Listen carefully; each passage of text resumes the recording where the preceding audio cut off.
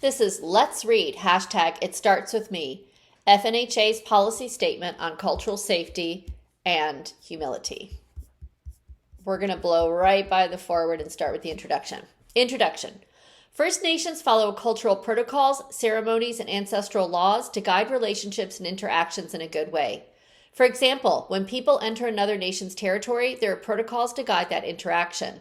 On the coast, where people arrive by canoe, a speaker introduces where they're from, why they're there, and formally asks permission to come ashore. Those on shore introduce themselves, their nation or clan, and formally welcome them to the shore. This may be followed by business transactions, which include feasting, oral documentation of relationships, and affirming change that benefits the communities. Similar to the function of policies and guidelines, what was discussed and agreed upon became law.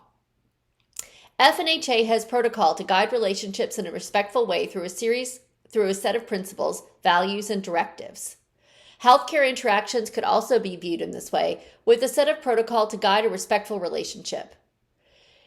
As with the protocol to enter another person's territory, the aim with cultural safety is to build a relationship that is respectful and reciprocal, acknowledges differences, and creates a safe way to interact. Both parties have a part to play.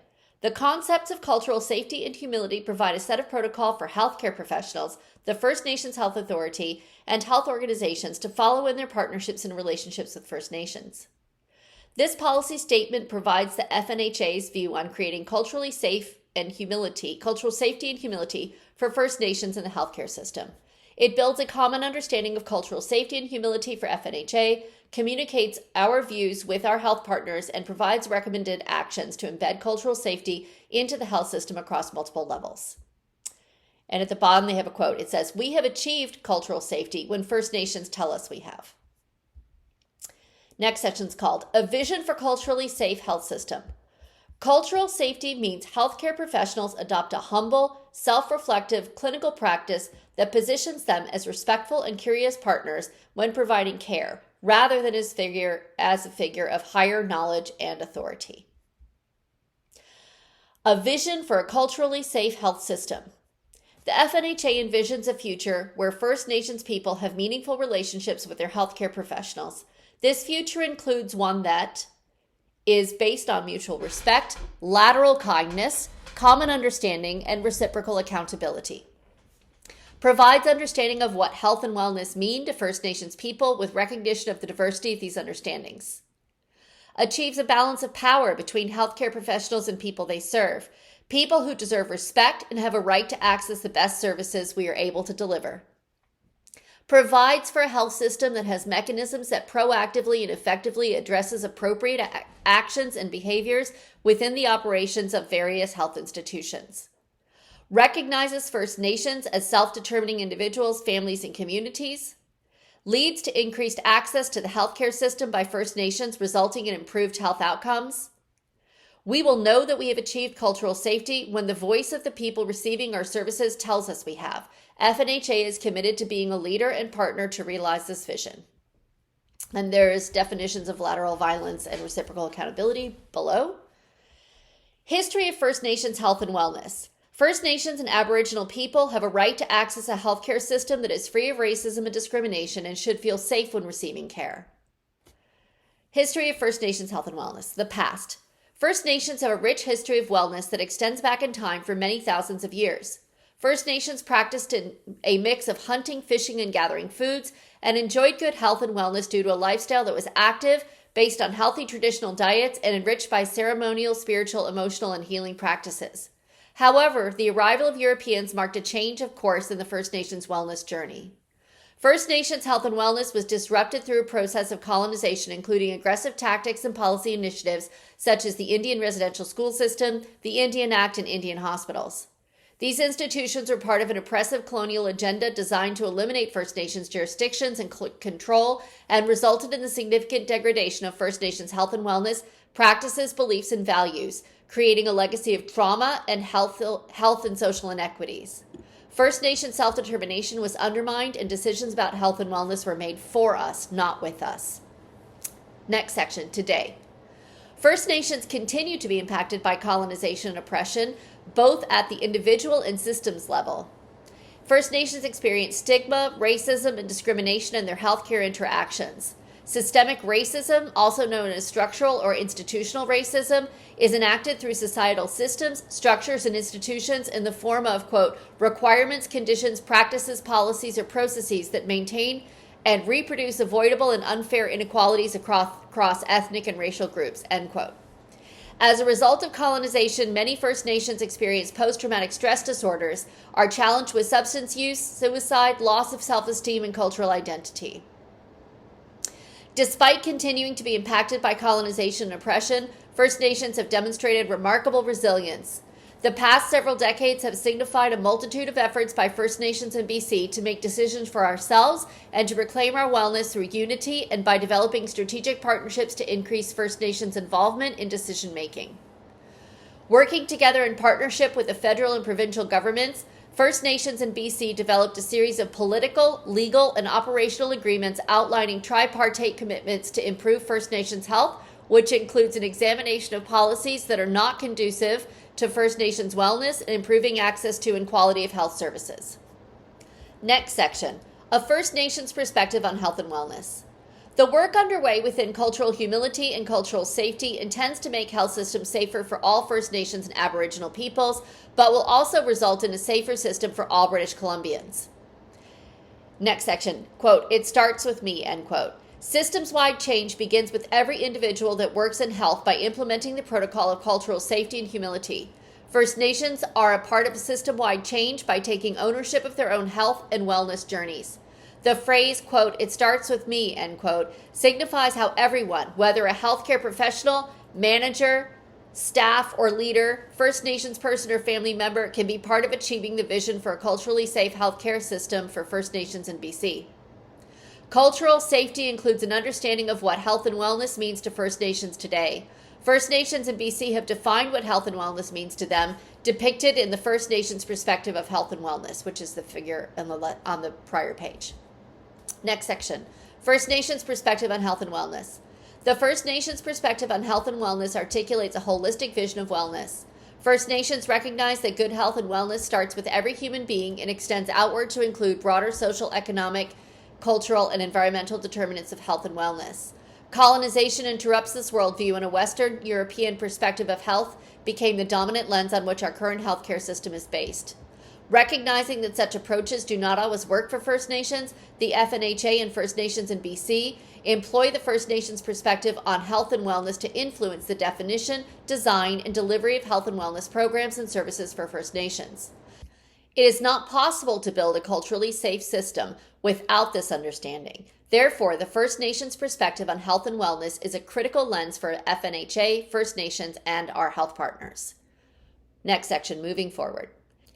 As part of addressing this history, improving current realities, and in realizing the vision, health leaders in BC have committed to hardwire cultural safety and humility in the health system by signing the Declaration of Commitment, Cultural Safety and Humility in Health Services Delivery for First Nations and Aboriginal People in BC. That was by the FNHA in 2015.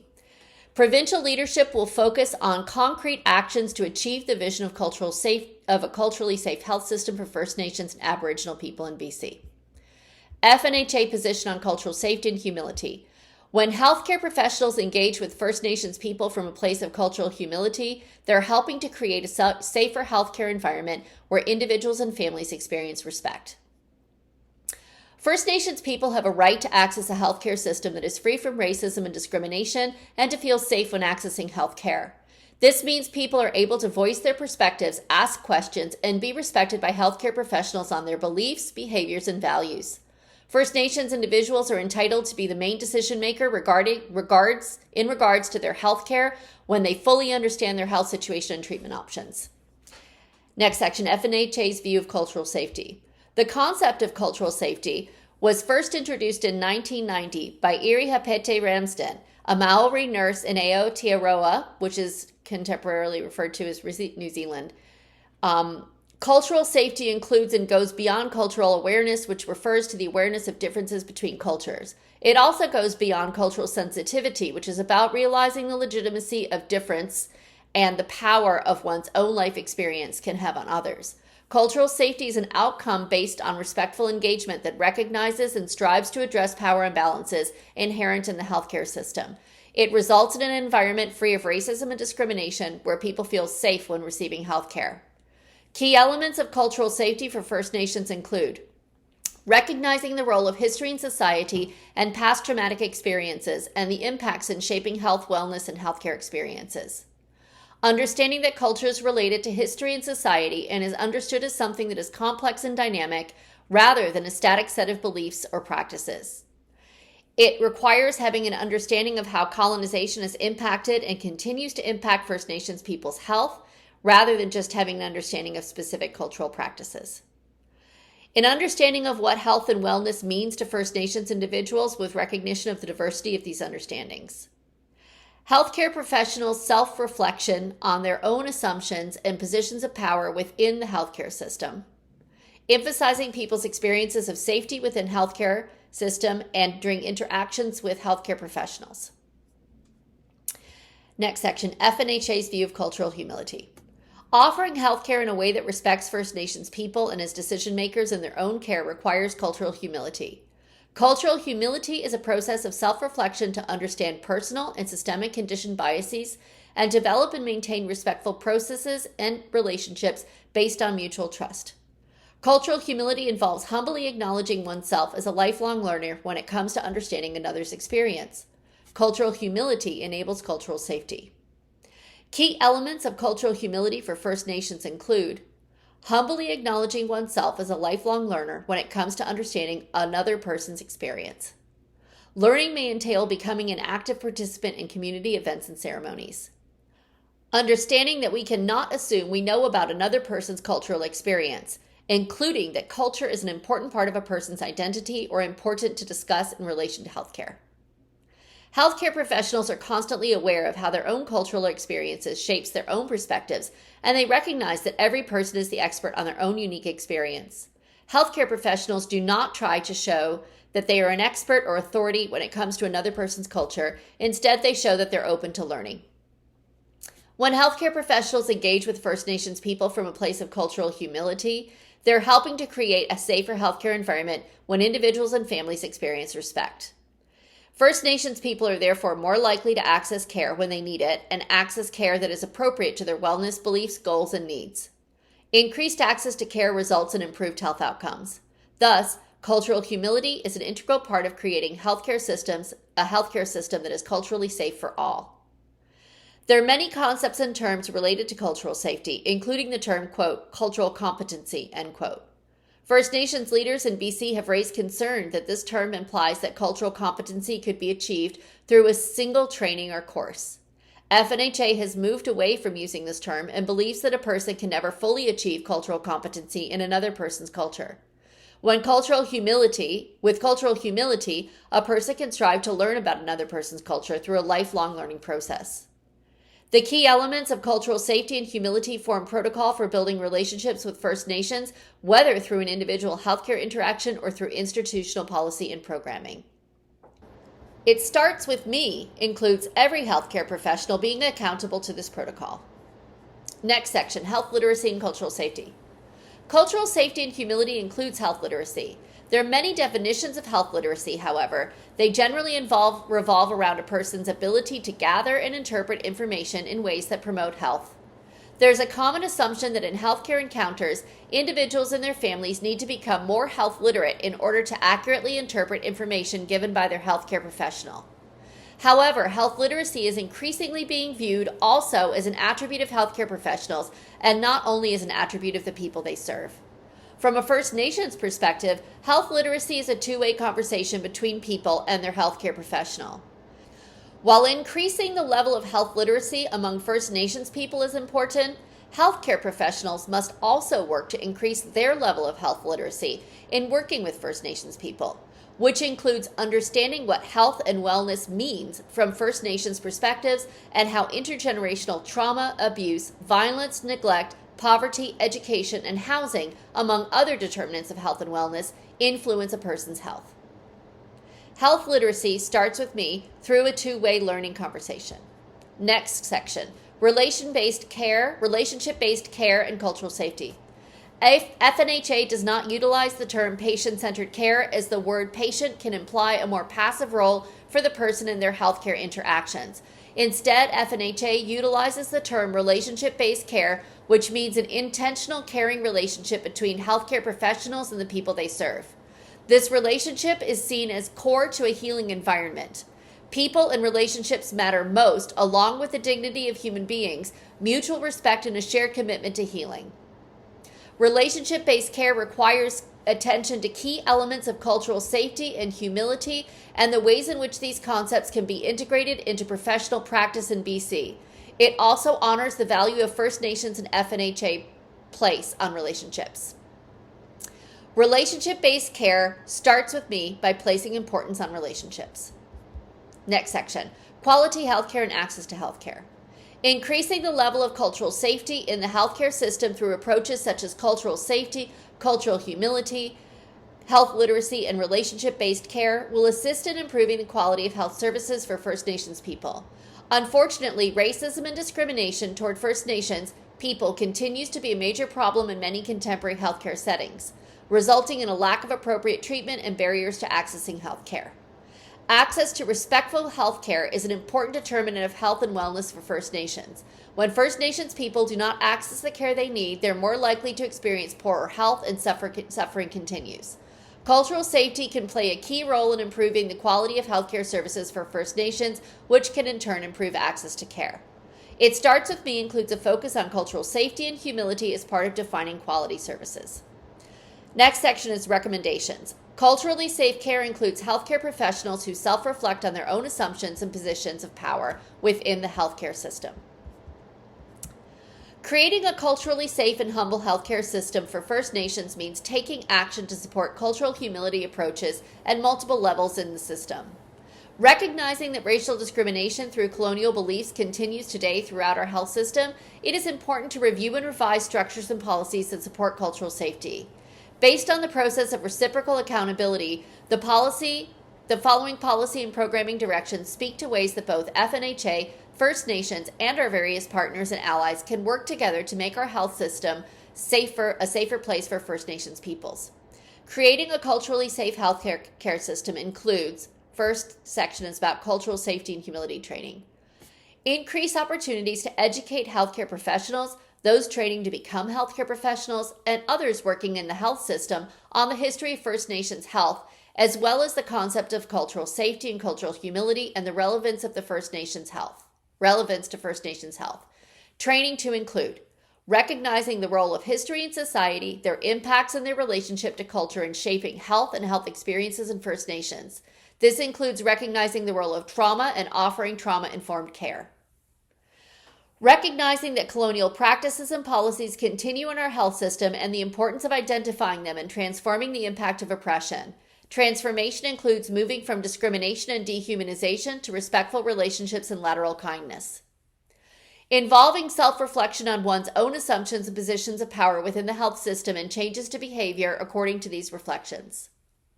Involving self-reflection on one's own culture, beliefs, and values.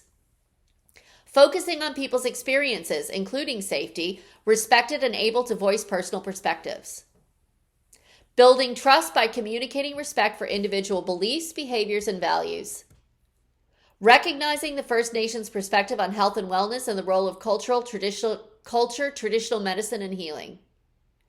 Recognizing cultural safety and humility as an attribute of the quality of care for First Nations. Recognizing the links between relationship-based care and cultural safety. Dealing directly and openly with difficult concepts such as racism, discrimination, and prejudice. Involving First Nations individuals as the main decision makers in their health. Promoting health literacy for both healthcare professionals, staff, and First Nations, a two-way conversation where all parties are both learning and educating.